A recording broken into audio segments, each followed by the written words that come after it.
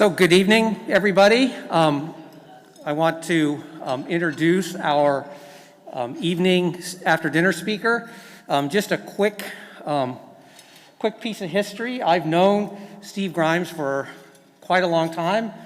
21 years ago, I was a postdoc or research faculty member at UNC Chapel Hill looking for faculty positions, and I get a phone call from a colleague, and the colleague was like, hey, there's this faculty position at Ohio University. They've got a cool facility. You should really seriously consider it. It's like, okay, thanks. And I actually already knew about the faculty position, so it was no news to me. I get another phone call from another colleague of mine, Michael Viescher, same story. Get another phone call, this time from Steve Grimes himself. And he's like, hey, we've got this faculty position. You really ought to consider applying for this. And it's like, yeah, so I've heard. And you know, the rest is history. I've been here 20 years. But let me introduce Steve Grimes, distinguished professor, stalwart faculty member at Ohio University, Department of Physics and Astronomy, Edwards Accelerator Laboratory. Steve. So this right arrow here will advance the slide, which you can see right there. Too. Okay, thank you all for coming. It's been a very nice afternoon. I'm looking forward also to tomorrow. It is a very sobering assignment to be asked to give a talk like this. 50 years is a very long time. It's hard to condense 50 years into 25 minutes. Another sad aspect of it, of course, is that 2 or 3 of the key players you've already heard referred to are no longer with us. I actually talked to Ray Lane in July of 2020. I think I missed his birthday by a day. He was 96. I talked to him on the phone for 5 or 10 minutes. He was very, very much looking forward to this gathering. Said he really would definitely like to come. But then sadly, last September, he passed away. So he's one of the ones who's certainly missed. I'm going to try to give a talk which complements what's already been said. And one of the things I felt I would otherwise mention was the fact that, as you've been told by 2 different speakers, we had some concrete difficulties in the early days. One was that the tandem could not be put in the building because there had been a miscalculation. I think the manufacturer told us how big the accelerator tank was, but didn't point out that they needed extra room because they were going to roll it in on rollers. So this required some surgery on the concrete entry. And then, of course, later there was a difficulty with the concrete not being set up properly in the target room. So those were 2 not terribly auspicious aspects to the startup of the laboratory. On the other hand, a particularly interesting and important fact, I think, and I was at the time the lab started finishing a postdoc at Livermore and facing the prospect of maybe not having a job the following year. Fortunately, at the last minute, they found a permanent position for me, but I was looking for a job at the time the accelerator here opened. And I do remember in Pennsylvania and Ohio, there were actually 6 universities which had electrostatic accelerators, which were not so different in size from OU. These were Pennsylvania, of course, an Ivy League school, Penn State and Ohio State, both Big Ten schools, Case Western Reserve, and Pitt, and then also Ohio University.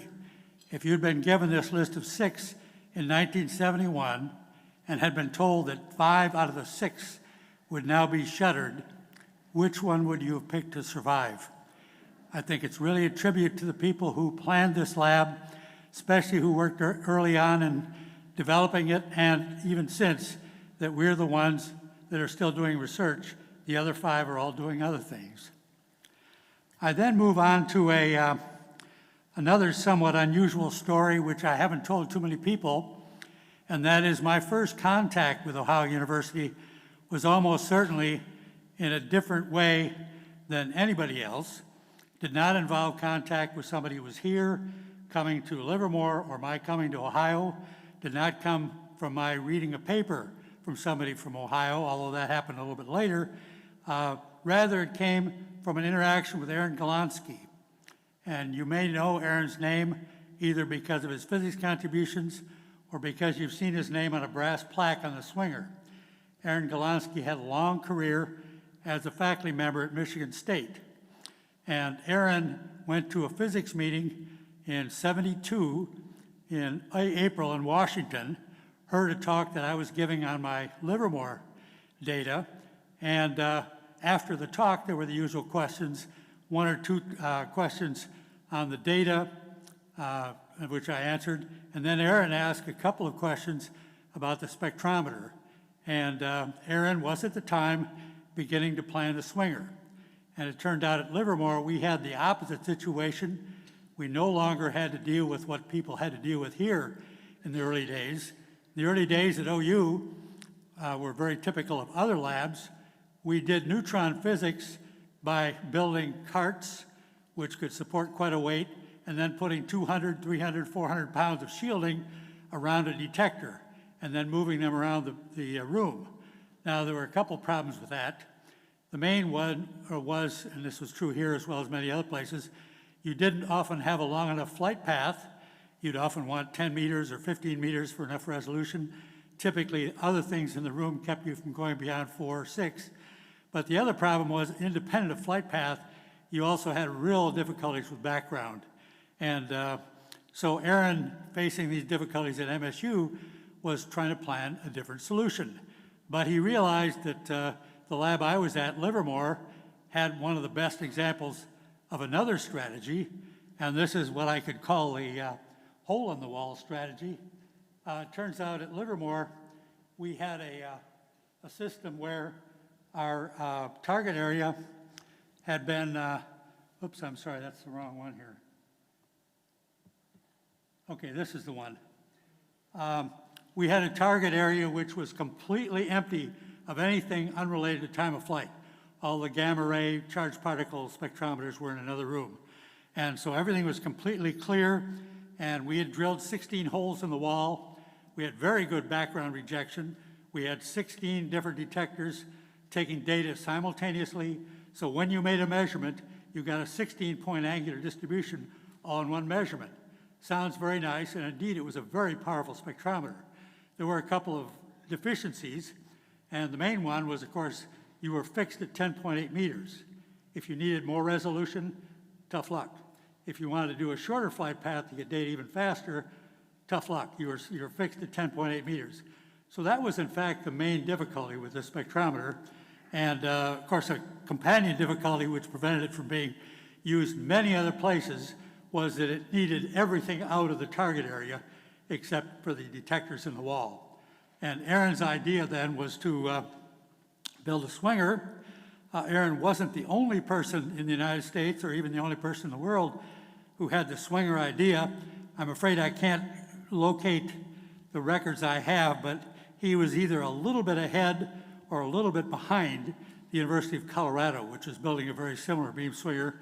And also there was a Japanese group which is doing it at about the same time. And so Aaron wasn't working completely alone, but he grabbed me after my talk and said he'd really like to go to lunch with me and talk over the situation. And so I really wasn't sure, to be honest, this is 48 years ago, whether Aaron was still not 100% sure that the swinger idea was best, or whether he was, just trying to try his arguments out on me, figuring I'd be a good skeptical audience. Well, I wasn't that skeptical because I did know of the difficulties with this spectrometer, even though it was much better than most. So we had a luncheon, and he told me about his swinger idea, and I was basically quite impressed. And one of the fascinating things about it was having convinced me that since he did not have a target area which was suitable for this, it seemed like it was probably the only answer. So I wasn't about to try to talk him out of it. But it was an interesting situation because he actually was surprised and seemed quite impressed when I gave him my assessment of what he needed to do as his first experiment. And my idea for his first experiment was he needed to do something about the continuing difficulties that nuclear physicists who study neutrons have in terms of detector efficiency measurements. And we could tell this very well from the Livermore case. In the Livermore case, we would take a 16-point angular distribution for d plus d and d plus t and proton plus triton, and we would often find the results, we had to adjust the bombarding energy properly, we'd often find the results were not as consistent as they should have been. People would claim they had a 5% measurement, and we would measure the efficiency and find that there clearly was a 7 or 10% discrepancy. And so that was one of the things I was even talking about doing in the few years after this, and didn't get done because I came to Ohio. But I pointed out to Aaron that one advantage he had with the swinger, he didn't need to worry about the angular distributions being correct for d plus d and t plus p, et cetera. But he could use one calibration reaction, perhaps a fission chamber or something like that, set it up at any angle, and that would solve his problems. Well, he thought that was a great idea. But as you know, Aaron was successful in getting the money for the beam swinger. It worked out beautifully for 3 or 4 years, and then they pulled the rug out from under him. Michigan State got money for a more powerful cyclotron, and then his swinger was no good anymore. It didn't have enough capability for the higher rigidity beams the new cyclotron was going to make. So that's how Roger Finley and the rest of us, but particularly Roger, seized on this, and we actually managed to get it on the cheap, in a way. We got the swinger for free, but we had to pay the freight from East Lansing, but then we had to build the building extension so that it could be accommodated. So let me just, okay, there's a drawing of our swinger. For some of you who are not nuclear physicists, you may not immediately recognize what this is, but the idea is instead of having the detection room with holes in all directions, you have one beam line, and instead of having to have detectors at all angles, you have one or perhaps a group of 2 or 3 at one angle, and then you modify the direction of incidence of the beam so that you can basically change the angle of the reaction measurement, even leaving the detector in its original place. So that's the idea of a beam swinger. It turns out that despite the fact that Aaron really liked my idea of the calibration, he was so busy making measurements for 2 or 3 years that when they pulled the rug out from under him, he still hadn't made that measurement. So it turns out it was not immediately when I came here, but it was one of the early things I did to help calibrate detectors was to use the aluminum DN spectrum, a continuous spectrum, to then get detector calibrations. Well, obviously getting the swinger was part of the job. We had to also do the usual, try to milk the university cow and the federal funding agencies to get the money to build the swinger tunnel. Well, it turned out this was done in parts. We got some money from NSF, we got some money from DOE, and we got some money from OU. When we finally got to the point where the swinger was installed, ready to go, we had a celebration, dedication. And we got the provost to come, and that provost, Neil Bucklew, did have a rather dry sense of humor, it turned out. And so we showed him the swinger tunnel, which for those of you who haven't visited the swinger tunnel, we like to call it colonial culvert pipe. Okay, it turns out it is just a large culvert pipe. Well, the provost looked at that and said, well, he didn't really realize that that's what they were paying for, but okay, if we said it was going to do the job, okay. But he said, you know, in terms of $1 per square foot price for a university building extension, this was actually pretty good.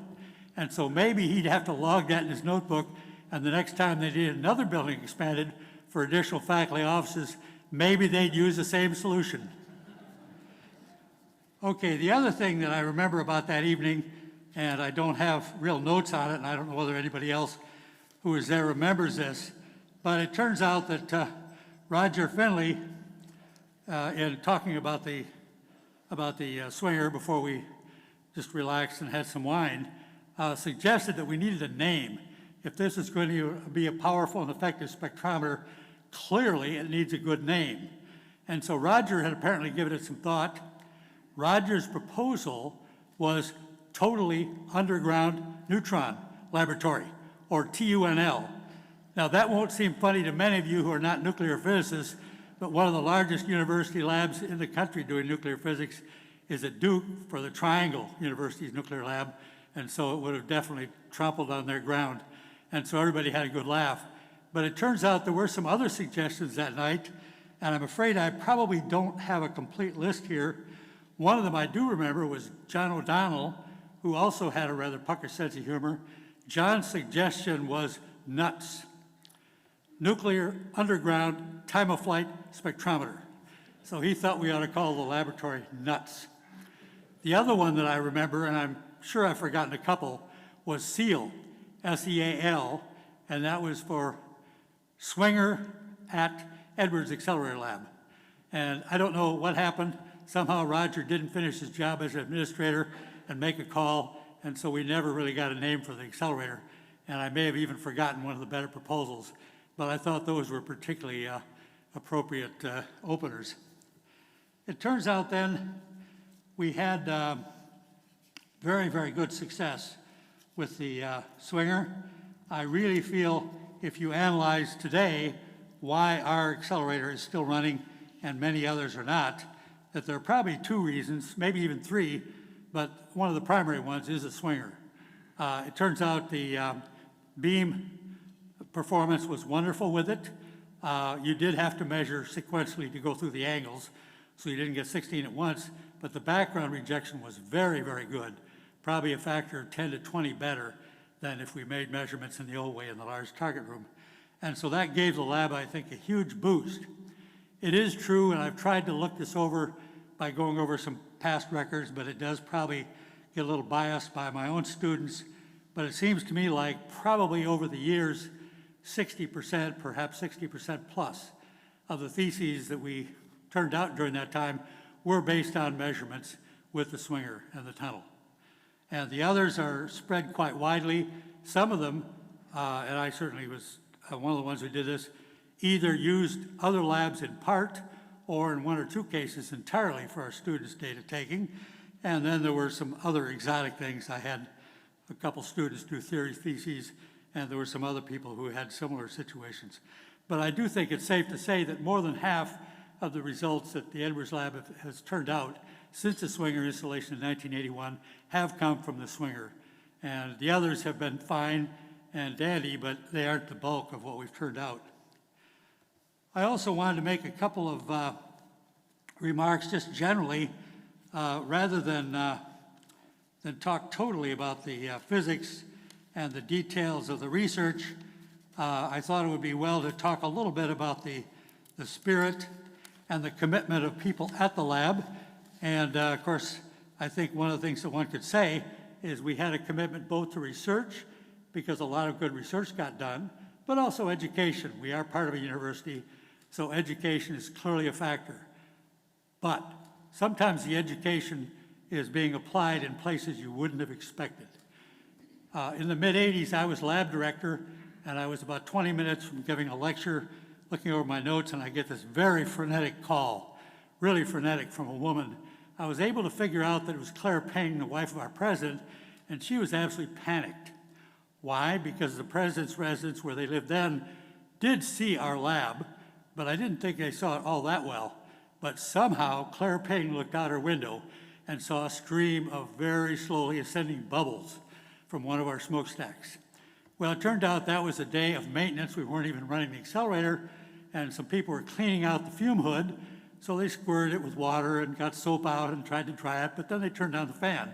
And so very much like, if you're of the right age, perhaps you'll even remember Lawrence Welk, but very much like the days of champagne music, you were getting this slowly rising stream of bubbles, and Claire was truly terrified that they were irradiating the neighborhood.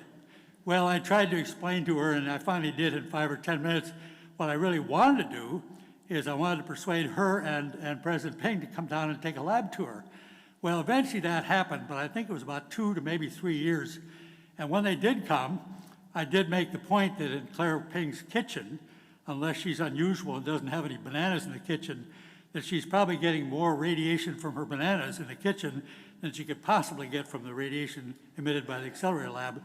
But I'm not sure she would find that too funny. Turns out I tried that in a couple of first-year physics courses to show on the lowest, most sensitive scale of a Geiger counter that a banana will make it go about 40% of full scale. And after I did that one time, one of the students came up after class and said, "You had to doctor that banana. That didn't come from Kroger's that way." So I said, try me, you bring the banana in tomorrow. So he brought the banana in tomorrow, and yes, it went 40% at full scale. Okay, there were some other interesting things about the education we were providing. For one thing, sometimes the education was even provided to staff. Shortly after the Claire Ping incident, I was called by a reporter on the Post, and this reporter said he'd like to interview me because he wanted to write an article on the Accelerator Lab. Well, I was a little appalled when I learned that he had not had any college physics, not had any high school physics. I really thought the Post could do a little better than that, but anyway, we did meet. I talked to him for half an hour to an hour, and I thought I'd clarified all the issues, but I also thought we had an understanding, and that was because my schedule was kind of busy. He was going to give me the draft of the article 5 hours before the deadline in terms of setting it in print. And so he agreed to that and then failed to do it, naturally. So when the article appeared in the Post, it was actually pretty good, except at least once he had put reactor instead of accelerator. I had made a big point of the distinction between reactors and accelerators, and I can't remember the second error. But anyway, there were 2 errors that I thought should be corrected. So what do? I write a letter to the Post, pointing out these 2 typographical errors. And that's when I learned the lesson. Back then, we were still eating as a physics department quite frequently in this physics table in Old Baker Center. And one of my colleagues, who's now retired, when he saw me come in with my tray, had read the Post that morning and said, "Oh my colleagues and I have to acknowledge the pressure from the top administration is getting too large. This publisher parish has got to stop. We've got faculty members sending in letters to the editor of the Post." And after everybody at the table laughed at my expense, then the crushing blow came. We used to have a faculty member who either had very eclectic reading habits or went to the right parties, or maybe both. And he claimed to have read in some journal, or heard that somebody had read in some journal, that the average physics research paper is read by between 800 and 900 people on the average. And so he said, we got to stop making fun of Steve here, because most of his papers are probably read by 800 or 900 people. Here, the Post has a circulation of 15,000. If we assume half of the people read the letters to the editor, his letter was read by 7,500 people, more than any of his papers. So sometimes faculty learn things too. It turns out, though, that looking over the entire 50 years, there are at least a couple of other particularly important points I'd like to make. We did establish a good reputation, and this reflected, I think, in attracting international postdocs and international graduate students. And thus it is that sometime in the 8 or 10 year period after the swinger went in, Jack Rappaport sent in a paper to a physical society meeting where the author list was Wang, Wang, Wang, and Rappaport. And one of his friends from Argonne sent him an email saying, Wang, Wang, Wang, and Rappaport? Sounds like a Hong Kong law firm. How's your Mandarin, Jack? But I do want to point out that even during the Wang dynasty, there was some exception. Roger Finley and I, totally independently, decided on setting up an experiment which could be done partly at Edwards, because we had proton energies in the lower range, but the top part had to be done somewhere else. Well, since I had only left Livermore 6 or 8 years earlier, still had the contacts, I contacted one of my most frequent collaborators, Calvin Wong. And so there's a paper about this same time as the Wang, Wang, Wang, and Rappaport with the author list Wong, Grimes, and Finley. So we were a little broader than that paper by Jack's group suggested. The other thing I was going to point out is that there were also educational lessons taught to both postdocs and students. And the postdoc lesson is particularly puzzling to me because I think it was a bit of an extreme claim, but who am I to say? It was actually borne out. But shortly after a postdoc, John Petler, arrived from London, and he had been born and raised in London and gotten his education there, so John had never gotten a driver's license. So when he came to the U.S. with his wife, neither had a driver's license. They came to Athens, and eventually they both got them. But a little bit after he came, he was probably feeling like he'd like to get out of Athens for a bit. And Roger Finley was on the colloquium committee. And I no longer remember the name of the professor. I think it was Professor Porter or something like that. But anyway, Roger arranged for a professor to be invited here to talk on disarmament issues, which Roger always had a strong interest in. And so Roger agreed to drive to the Columbus airport and pick up this professor. John Petler heard about this and said, gee, I'd kind of like to go and just look at the countryside, and could I go along with you? Roger said, sure. So John Petler and Roger drove up to the Columbus airport, and just before they got to the Columbus airport, John Petler asked Roger, well, how well do you know this Professor Porter? Have you had a lot of contact with him? Roger said, well, I've read a book of his, but I've never met him. And John said, well, aren't you going to have trouble picking him out of 150 people coming off this plane? And there was only a brief pause, and Roger said, trust me, if 120 people come off that plane, I'll be able to pick out the physicist. That was the claim. Okay, so they go to the gate. This is before people were kept so far from the gate as they are now. And sure enough, 35 people got off the plane, and Roger sees us on the 36th. And so, are you Professor Porter?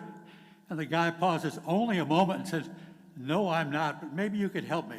I'm a physicist here to give the physics colloquium at OSU. Can you tell me how to get to OSU? and then, to make it perfect, another 35 people get off the plane, and that time he does pick Professor Porter out. And so Roger was 2 for 2. Now, I think the question is that really possible in general? And if it is possible, if there are 120 people on the plane and you can pick the physicist out, should we as physicists be proud of that or embarrassed? But it also turns out that there were some educational aspects to students. And for this, I'm going to repeat a story that I was told by somebody who was actually attending this meeting. And it turns out that Ray Lane had a student who, while he was working as PhD with Ray, had just gotten married. And this guy was in the middle of an experiment running period, and these sometimes go from 4 or 5 days to even 10 or 15. And that's a major struggle because you're on the grid, you've got to be there 14 hours a day probably, and so it can get to be a stress. Well, this student was feeling kind of stressed out partway through his run, and Ray saw him looking a little bit disoriented and distressed.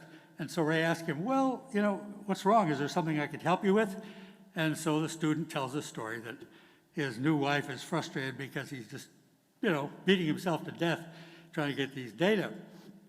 So anyway, Ray Lane says, just remember, there are 2 numbers you have to remember to have a happy relationship with your spouse. People think you have to go 50-50 in terms of each person making 50% of the calls. The real answer is you have to go to 90-10 so that your spouse thinks it's 50-50. And so that was number 1. And then Ray said, but the second number is 500 miles. And so the student asked Ray, 500 miles? What does 500 miles have to do with happy marriage? He said, 500 miles, it's the minimum distance you can live from either set of parents the first 5 years of marriage. The other comment I was going to bring out in terms of education, again, has to do with faculty. It turns out that we had for many years a member of our staff named John O'Donnell. You've probably heard his name mentioned. Just a jack of all trades, really made a lot of contributions to the lab. But John was also very committed to civic responsibility. He lived for many years in Amesville and managed to get elected to the Amesville City Council, where he served for probably 20 or 25 years. Because of his service, he ended up being on the griddle because at some point the feds, or maybe the state of Ohio, got on the case of the city administration in Amesville because their sewage treatment plant was 45 or 50 years old, wasn't meeting current standards. Something had to be done to upgrade it.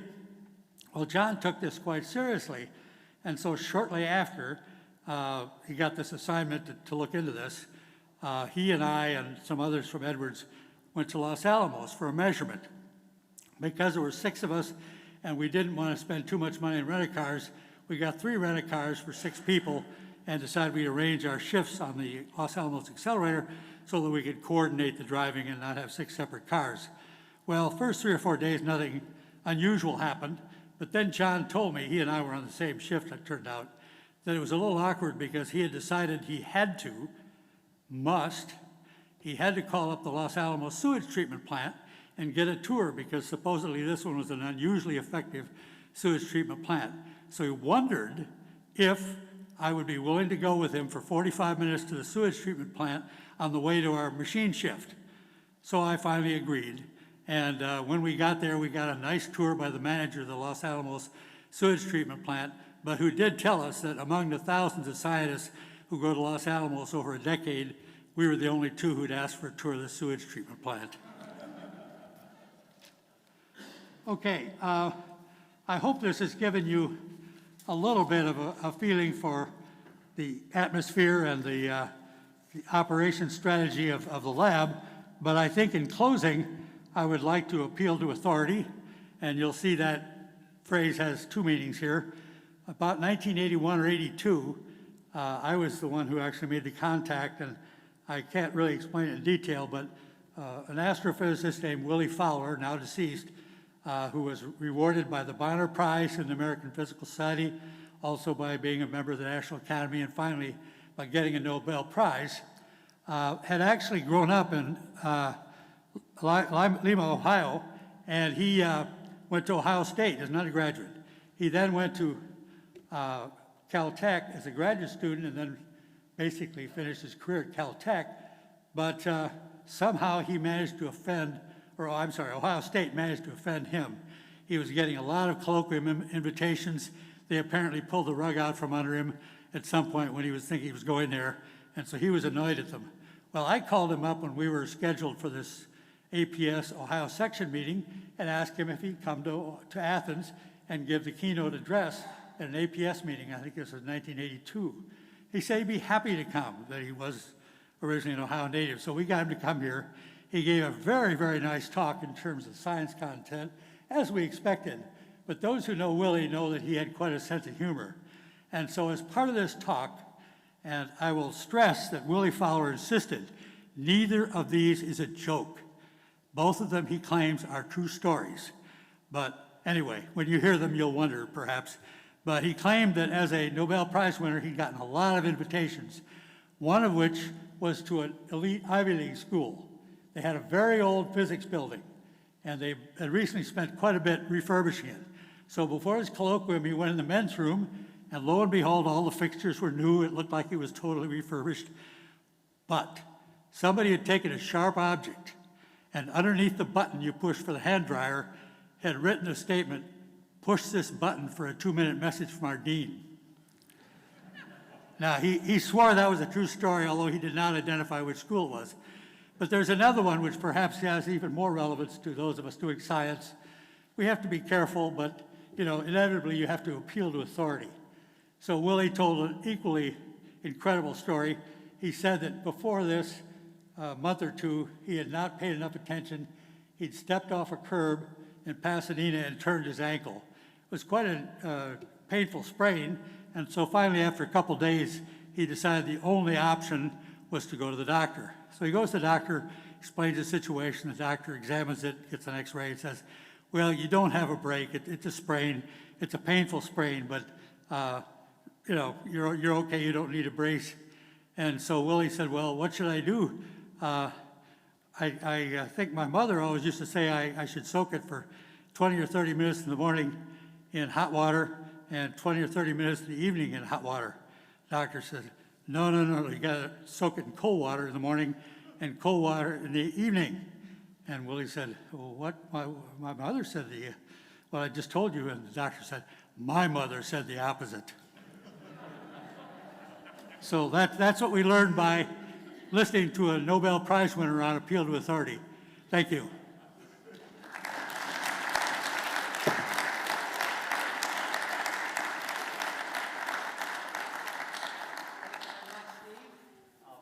Great perspective on your time here. I don't know if anyone has any brief questions.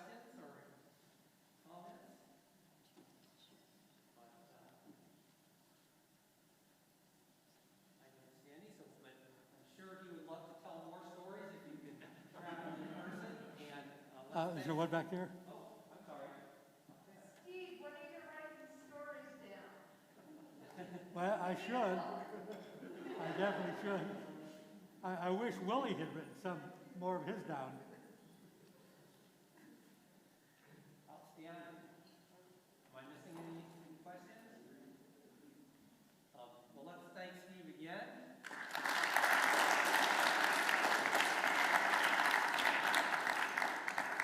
This concludes today's session, and I believe we start tomorrow at 9:30 with posters. 9:15.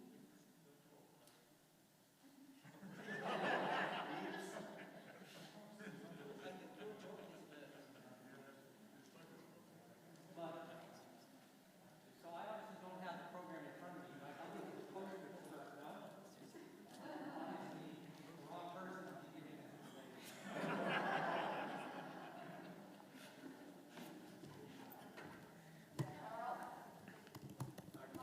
Yes. Okay. Okay. All right, so Justin says, and I believe him, that we are starting at 9:15 with a welcome, which since I'm chairing will be brief, and Dr. Bruni's talk is at 9:20. And then we have other recent-ish graduates of the Accelerator Lab and soon to be, right, Kristen? Where's Kristen? Graduates of the lab, and we're concluding with a poster session and a public talk by Zach Meisel. All right, so we will see you all, well, most of you, tomorrow morning. All right, thank you very much and have a good night.